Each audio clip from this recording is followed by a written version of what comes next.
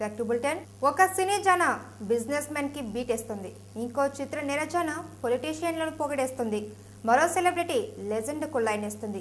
ఎవరేం చేసినా permanent settlement అంటే పొరపాటే. ఏదో దీపం ఉన్నప్పుడే ఇల్లు చక్కబెట్టడమే, ఇది కేవలం తాత్కాలికమే. సరిగ్గా ఆ కోవలోదే ఈ తాజా యావ. మూవీ స్టార్, క్రికెటర్, ఓ పార్కింగ్ ప్లేస్. ఎగ్జైట్మెంట్ ఆగట్లేదా? ఓకే, మరెందుకు ఆలస్యం, సీన్లోకి ఎంటర్ అవ్వండి. మరి అనుష్క శర్మ బాలీవుడ్ నేర్పిన పాఠాలను బాగా వంట పట్టించుకుంది.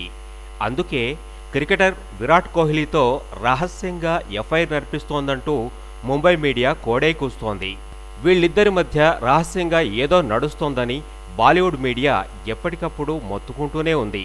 కానీ ఈ అమ్మడు మాత్రం సింపుల్గా అదేమీ లేదు, మేం జస్ట్ స్నేహితులం మాత్రమే అని కొట్టిపారేస్తూ వచ్చింది. తాజాగా ఈమె మళ్ళీ విరాట్కు సీక్రెట్ కిస్ ఇస్తూ మీడియాకు చిక్కినట్లు టాక్.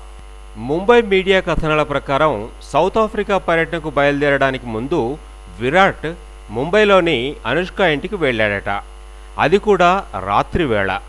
చాలాసేపు ముచ్చటించుకున్న ఈ జంట రాత్రి 10:45 సమయంలో ఇంట్లోంచి సెకండ్ ఫ్లోర్లో ఉన్న పార్కింగ్ ప్లేస్లోకి వెళ్లారని, అక్కడే అనుష్క రహస్యంగా అంటే ఎవరూ చూడకుండా విరాట్కి గట్టి చుమ్మా ఇచ్చిందని దొంగచాటుగా చూసిన వాళ్ళు చెప్పుకుంటున్నారు.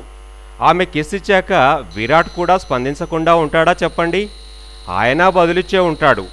విరాట్ లాంగ్ టూర్కి వెళ్తున్నాడన్న బాధ అనుష్క కళ్లలో స్పష్టంగా కనిపించిందంటున్నారు.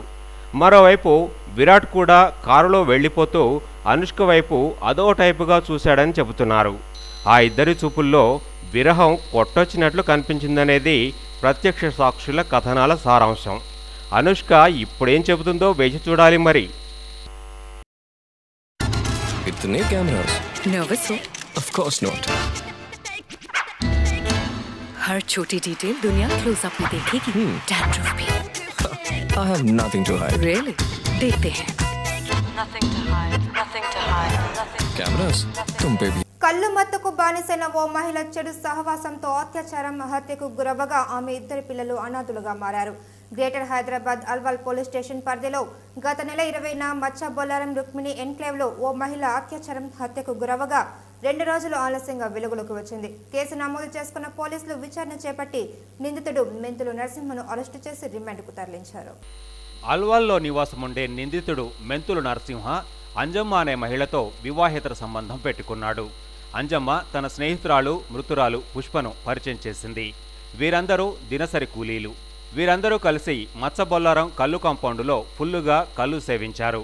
అనంతరం నరసింహ పుష్పపై కన్నేసి ఆమెపై అత్యాచారం చేయాలని పథకం రూపొందించి రుక్మిణి ఎంక్లేవ్లోని చెట్ల పొదల్లోకి తీసుకెళ్లాడు. వారిరువురి మధ్య డబ్బుల విషయమై గొడవ జరగ్గా మత్తులో ఉన్న నరసింహ మహిళపై అత్యాచారం చేసి ఆమె తలపై బండరాయితో మోది హత్య చేశాడు. పుష్ప హత్యతో ఆమె ఇద్దరు పిల్లలు అనాథలయ్యారు. కాగా మచ్చబొల్లారంలోని కల్లు కాంపౌండ్ పూర్తిగా జనావాసాల మధ్య ఉండడం, తాగుబోతుల చేష్టలతో తీవ్ర ఇబ్బందులకు గురవుతున్నామని స్థానికులు ఆరోపిస్తున్నారు.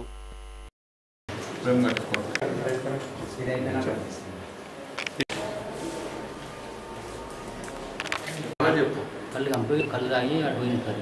అంజమ్మ తీసుకొని వచ్చింది సార్. అంజమ్మ తీసుకొని వస్తే నాకు ఇచ్చింది సార్. నాకు ఇస్తే అంజమ్మ నేను కలిసి ముగ్గురం కలిసిపోయింది సార్. ముగ్గురం కలిసిపోయినాక ఆ తర్వాత నాకు ఏం కలిగిందో, నాకు ఏమైందో నాకు తెలియదు సార్. ఇక ఆ మధ్యలో ఉన్నా సార్. నేను ఏమైపోయిందో నాకు తెలియదు సార్. అంతవరకు తెలుసు సార్. అనుమానాస్పద స్థితిలో మహిళ దారుణ హత్యకు గురైంది. ఇంట్లో ఉన్న డబ్బును దొంగలించే సమయంలో ఆమె చూసినందుకే ఆమెను తీవ్రంగా గాయపరిచి హతమార్చినట్లు గ్రామస్తులు, కుటుంబీకులు అనుమానిస్తున్నారు. మెదక్ జిల్లా బూర్గుపల్లిలో బుధవారం రాత్రి 60 సంవత్సరాల దేవమ్మను గుర్తు తెలియని దుండకులు కర్రలతో తీవ్రంగా గాయపరిచి హతమార్చారు. ఇంటి ముందు ఉన్న బావిలో శవాన్ని పడవేసి వెళ్లిపోయారు. ఇంట్లో దేవమ్మ లేకపోయేసరికి కుటుంబీకులు ఆమె కోసం వెతగ్గా రక్తంలో ఉన్న కర్రలు కనిపించాయి. గ్రామస్తులు హత్య జరిగిందని అనుమానించారు. ఆ ప్రాంతం చూసేసరికి పక్కన ఉన్న బావిలో మృతదేహం కనిపించింది. దీంతో పోలీసులకు ఫిర్యాదు చేశారు. రంగంలోకి దిగిన పోలీసులు డాగ్ స్క్వాడ్ను పిలిపించగా ఇంట్లో నుంచి ఆటో బస్టాండ్ వరకు పోలీసు శునకం వెళ్లి ఆగిపోయింది. ఆమెపై ఉన్న నగలు దొంగిలించకపోగా ఇంట్లో ఉన్న నగదు 39,000 రూపాయలు దొంగిలించడంపై పలు అనుమానాలు వ్యక్తమవుతున్నాయి. ఓటరు లిస్టులో అవకతవకలు జరగడం సర్వసాధారణమే. కానీ ఈ మధ్య కాలంలో ఈ అవకతవకలలో ఓటరు సభ్యుడి స్థానంలో హీరోల పేర్లు సాక్షాత్కరిస్తున్నాయి. తాజాగా కుత్బలాపూర్ సర్కిల్ పరిధి గాజుల రామారంలో ఓటర్ లిస్టులో పవన్ కళ్యాణ్ పేరు నమోదవడంతో స్థానిక నేతలు మండిపడ్డారు.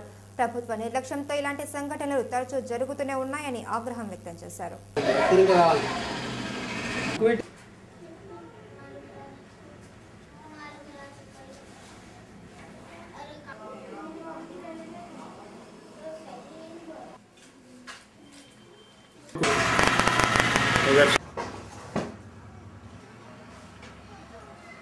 ఎవరు చేయించారేమో కానీ ఇప్పుడు చేయించే వాళ్ళు కూడా ఫీడ్ చేసేటోళ్ళు కూడా కనీసం అవగాహన ఉండాలి. ఇప్పుడు లేని అవకలు చేస్తున్నారు. దీనికి టీడీపీ పార్టీ ఖండిస్తుంది. ఈ హౌస్ నంబర్ 1-2-66/3లో హౌస్ నెంబర్లో వేరే నమోదు కార్యక్రమం ఉండే, కానీ వీళ్ళు తీసుకొచ్చి ఇది ఫోటో పెట్టడం ఎంతవరకు కరెక్టో ఇప్పుడు ప్రజలే ఖండిస్తుంది. తెలుగుదేశం పార్టీ తరఫు నుంచి మేము ఖండిస్తున్నాము. రాబోయే కాలంలో వచ్చే తెలుగుదేశం ఆయామే.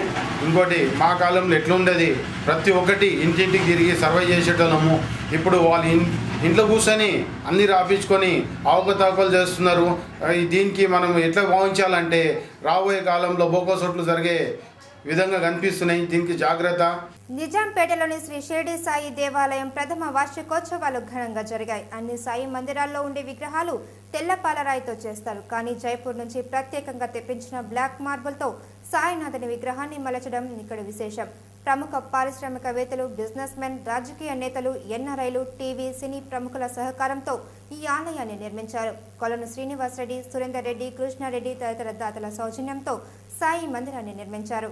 అంగరంగ వైభవంగా జరిగిన తొలి వార్షికోత్సవ వేడుకల్లో విఖ్యాత సినీ తారలు చిట్టిబాబు, మధుమతి, రాగిణి, లత మాట్లాడుతూ పిలిస్తే పలికే దైవం సాయి ఆలయంలో మొక్కిన అందరు భక్తుల కోరికలు నెరవేరాయని ప్రగాఢ విశ్వాసాన్ని వ్యక్తం చేశారు.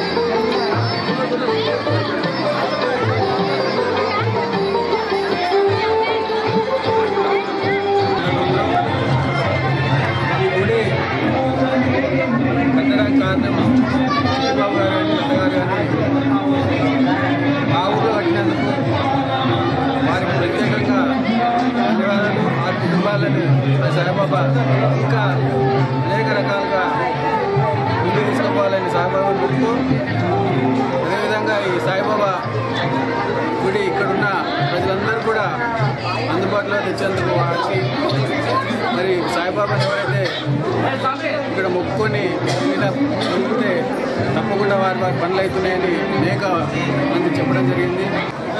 సాయిబాబా గుడికి పూర్తి చేసి సంవత్సరం పూర్తయింది.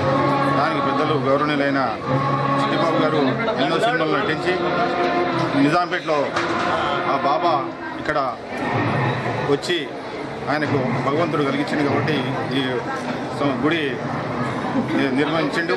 దానికి చిట్టిబాబు గారు, లత గారు, ఇంకా విజయలలిత గారు అందరు కూడా గుడి ప్రారంభించినందుకు ఇక్కడున్న కృష్ణారెడ్డి గారు, అదేవిధంగా కొలను శ్రీనివాసరెడ్డి గారు, ఇక్కడ నిజాంపేట పెద్దలు కూడా అందరూ కూడా సహకరించి అందరికీ కూడా చెప్తున్నాను, సాయిరామని సాయిదేవుని నమ్ముకోండి. సాయిరామని పొద్దున్న రాగానే మంచం తిట్టాలి, తన మంచి మార్గంలో నచ్చింది బాబా అనండి. సాయిరామనండి బాబా ఆయన కావాల్సిన శ్రద్ధ, సాబూరి అంటే శ్రద్ధ మీకు అందరికీ తెలుసు. సాబూరి అంటే నమ్మకం పెట్టిన బాబాను కొలవండి, మీ అందరికీ బాగుంటుంది. నమస్తే, నా పేరు మధుమణి. నేను మీకు బాగా సుపరిచితురాలని. టీవీస్, మూవీస్ యాక్ట్ చేస్తూ ఉంటాను. ఈరోజు ఇక్కడ ఈ టెంపుల్లో బాబా గారు ప్రథమ వార్షికోత్సవం జరుపుకుంటున్నారండి. చాలా సంతోషం. ఎందుకంటే హోల్ యూనివర్సల్గా బాబా భక్తులు అనేవాళ్ళు లేని వాళ్ళంటే ఎక్కడ లేరు. ఆయన పిలుపులేదే మనం ఎక్కడికి రాలేము. ఈ టెంపుల్లో నిదర్శనం ఏంటంటే అంటే బ్లాక్ స్టోన్ అంటే బ్లాక్ మార్బుల్తో ఉంటుంది ఇక్కడ బాబా గారి విగ్రహం. అలాగే ఎవరు మనసులో ఏది అనుకొని స్ఫురించుకొని ఆయన్ని నమస్కరించుకొని ఆయన దర్శనం చేసుకున్నా. ఈరోజు ప్రథమ వార్షికోత్సవం జరుపుకుంటున్నాము. దీనికి సహకరించినటువంటి డోనర్స్ అందరికి కూడా పేరు పేరున కృతజ్ఞతలు తెలియజేసుకుంటున్నాము. దీనికి ఎంతోమంది సినీ కళాకారులు, అలాగే ఎన్ఆర్ఐస్, ఇంకా మాకు తెలిసిన బిజినెస్ మ్యాన్స్ ఎంతోమంది డొనేట్ చేశారు టెంపుల్కి. సో ఇప్పుడు ఇది 1 year సెలబ్రేషన్స్ ప్రథమ వార్షికోత్సవం జరుపుకుంటుంది. ఇక్కడ మెయిన్ హైలైట్ ఏంటంటే ఈ టెంపుల్లో ఎక్కడైనా తెల్ల విగ్రహం ఉంటుంది బాబాది, కానీ ఇందులో మాత్రం నలుపు విగ్రహం బాబా గారిది. ఇది ఫస్ట్ టైం బ్లాక్ మార్బుల్తో చేసినటువంటి విగ్రహం జైపూర్ నుంచి తీసుకొచ్చాము. వేరే చోట 1-2 చోట్ల కూడా బ్లాక్ స్టాచ్యూ ఉంటుంది, కానీ అది కృష్ణశిలా స్టోన్తో. పైగా ప్రతి గురువారం ఇక్కడ అన్నదాన కార్యక్రమం జరుగుతుంది. బులెటిన్ ముగించే ముందు హెడ్లైన్స్ మరొకసారి.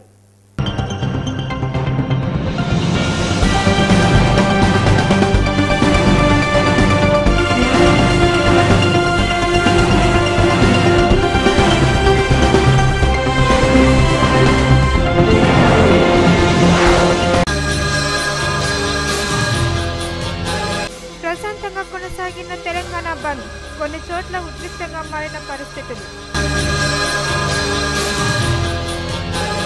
తన భర్త తనకు కావాలంటూ ధర్నాకు దిగిన మహిళ రెండో పెళ్లికి ప్రయత్నిస్తున్నాడంటూ ఆవేదన.